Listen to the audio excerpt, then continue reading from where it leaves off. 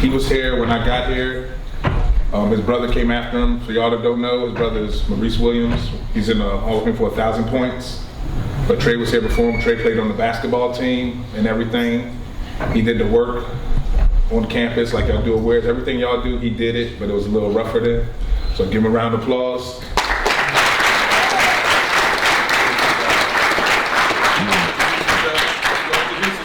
Well, as y'all know, as you said, my name is Tre LaShawn.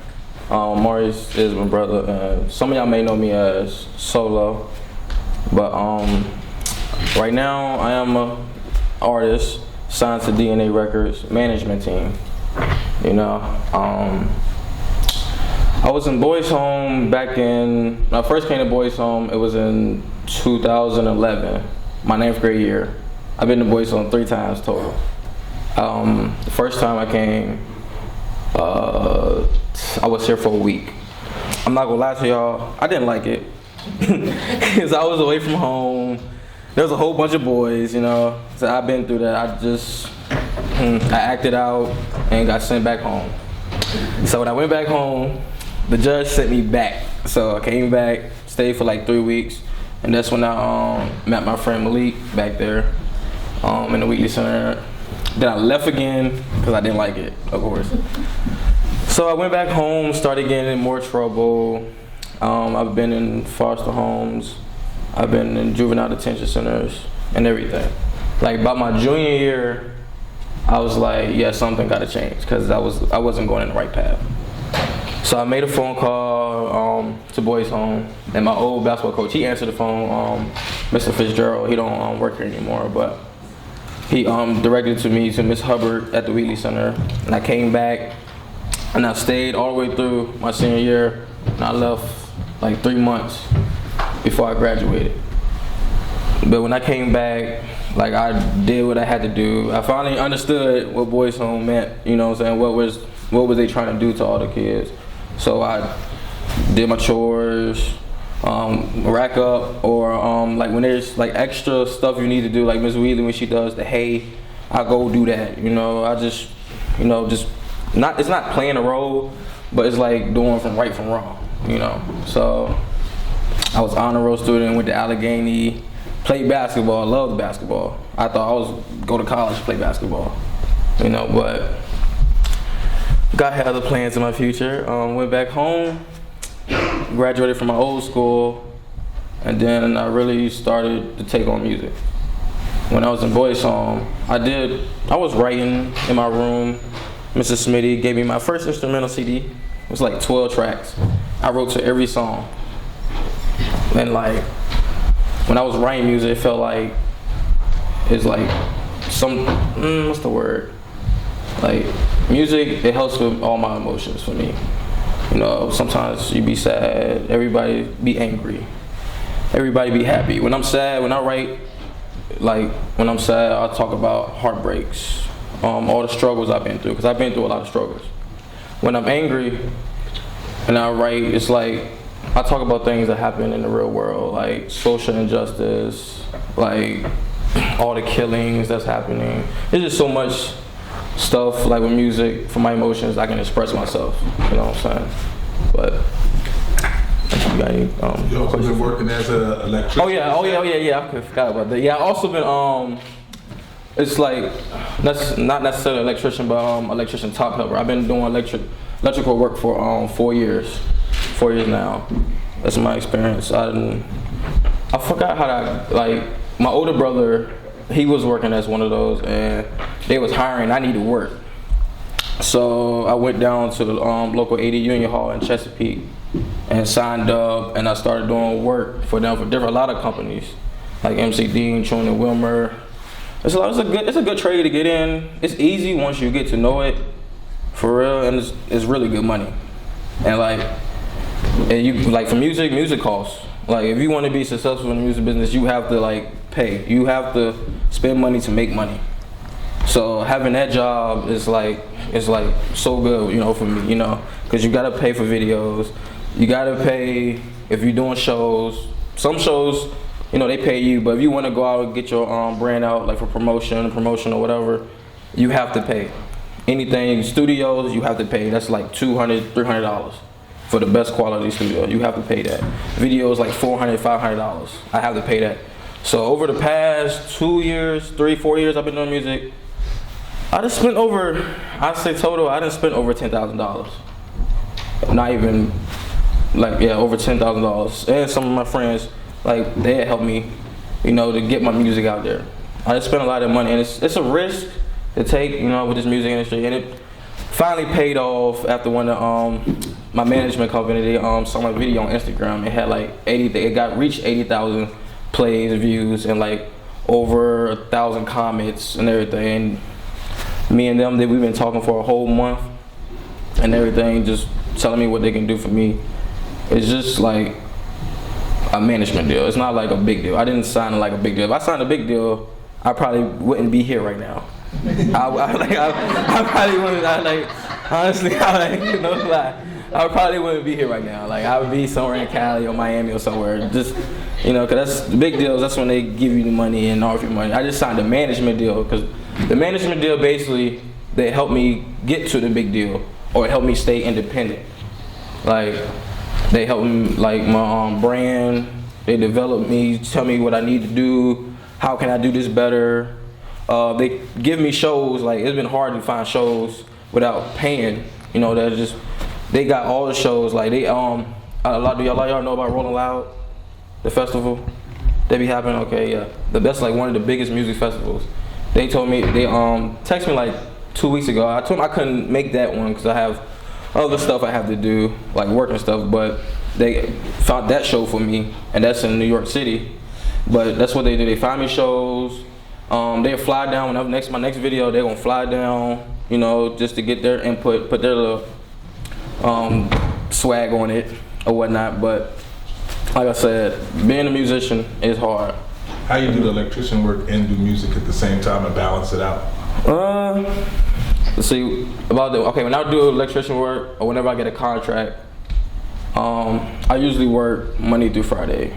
You know, or sometimes I do 6/10s, which is like 6 days, 10 hours a day. It doesn't like affect the music, because I can come back home and I write and whatnot. And then when I'm free on the weekends, I go to a studio and I try to shoot my videos on the weekend, and I try to find shows on the weekend. So it really doesn't affect yet until things start rolling. It doesn't affect yet. So. Now here's the kicker. Tell me some of your best memories at Boys Home.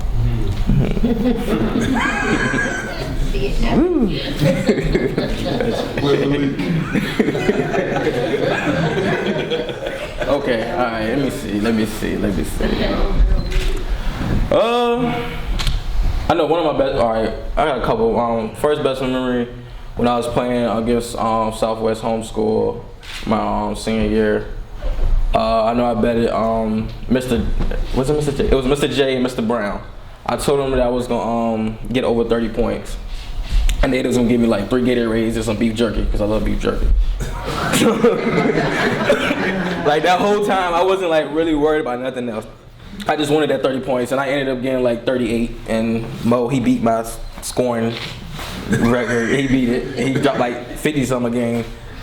So yeah, that's one good memory. Another good memory when we was out here playing. We used to play softball out here in the field, and the whole cottages come out and play. That's a good memory. I have a lot of good memories. I have some worse memories too. What's your worst memories? A couple of my worst memories when I was in Whitehead. I was trying to go to the Virginia Tech game, and like my old I forgot her name. My old house parent. Miss Day. Miss Day? Oh yeah, Miss Day. Okay, yeah, she's the worst memory. But no, I love Miss Day. I love Miss Day. I love her. I ain't gonna lie, I loved her. I really loved her. I loved her, you know what I'm saying? I felt like she was being very biased towards me, because she couldn't really find nothing wrong that I do. I'm not saying I didn't do anything wrong, but I know how to, you know, play the role. I know how to. I was slick with it, you know. So, but she couldn't catch me doing nothing. But I know she got mad at me one time, and she tried to stop me from going to the Virginia Tech game, and I was so mad. I was so angry. Like, I was ready to go off on her. But you know me, I went to Mr. Wheatley and they told him, and he allowed me to go, and she didn't like me after that, definitely. She didn't.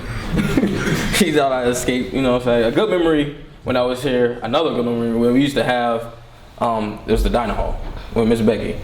Well, we used to have so much food, you know. I know they limited, like 3 years ago, when I was here, my brother here, they started limiting food and stuff like that. But yeah, that was like the best memory was the food. Like we used to have so much food. Malik would vouch for me.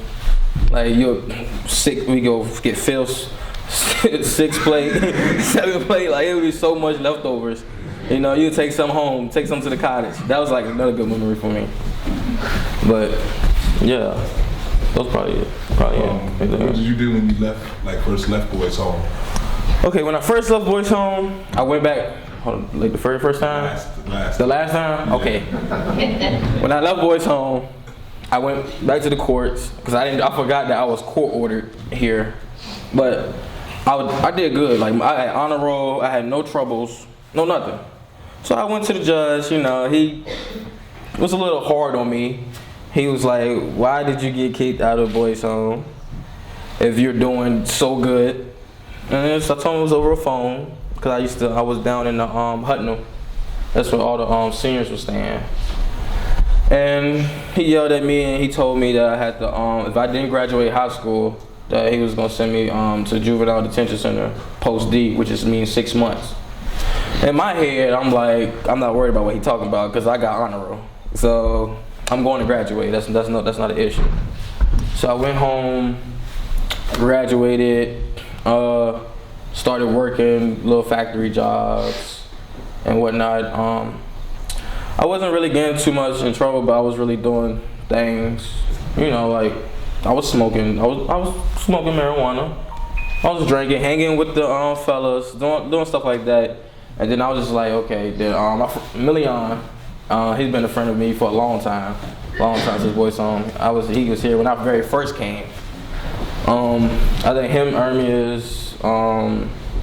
They was up there at the homestead and they said, "Hey, come work up here." So I applied for the homestead, got on there, worked down there for a good minute, for like a couple months, whatnot. Then I went back home. So I started getting in trouble again. So then my brother Mo, he wasn't really doing too well in school, and I was just like, "Hey, go to Boys Home." I told him, "Mom, send him to Boys Home." That's what helped him. So we came up, finally got in touch with Miss Hubbard and some more, and we came up to Boys Home, and I know they had a HVAC program too. Mr. Whitmer told me about it, and that's my old teachers right there. You know, it was old stuff. it was a good experience, and I did learn a lot from HVAC. I did learn that. I think that really made me go towards the electrical side. Wanted to do some type of trade, and I left like one night. It was one night. I was in my room in Hutno, and I had a notebook in there, and I just out of nowhere, I don't know what was it. I just started writing. I was just writing raps, and I haven't when I went home, when I graduated, mind you, I came back 2-3 years later up here, and I was writing and rapping back home when I first came back, and I stopped. Then I came up here 3 years later, and then someone told me to just start writing, and I write, and I was like, you know what, this is good. I needed I don't know what it was, the Holy Ghost, Spirit, or something came into me, and I just started writing, and I was like, okay, I don't want to do this no more. I want to do music. So I told Mr. Whitmer, I want to leave Boys Home. I appreciate everything he done for me. And then that's when life hit. Life really hit. I came out to Covington. I didn't want to go home because I didn't want to seem like a failure to my mom. So I told her I was going to do HVAC. So I stayed up here for 2-3 years. And I just want to have my black Lexus. I didn't know nobody in town. I knew Malik, but I didn't hit him up until 2-3 months I was in town. And I used to sleep in my car, take showers at the YMCA, take showers at Tank's gym. I was like, I'm not going home. This is what I want to do. This is my plan. I got to come up with something. Then I finally hit Malik up, and I told him. And I started hanging around with Shaheem and all of them. We started hanging out, and they didn't know I was homeless. They didn't. They like another 6 months passed. They still didn't know I was homeless.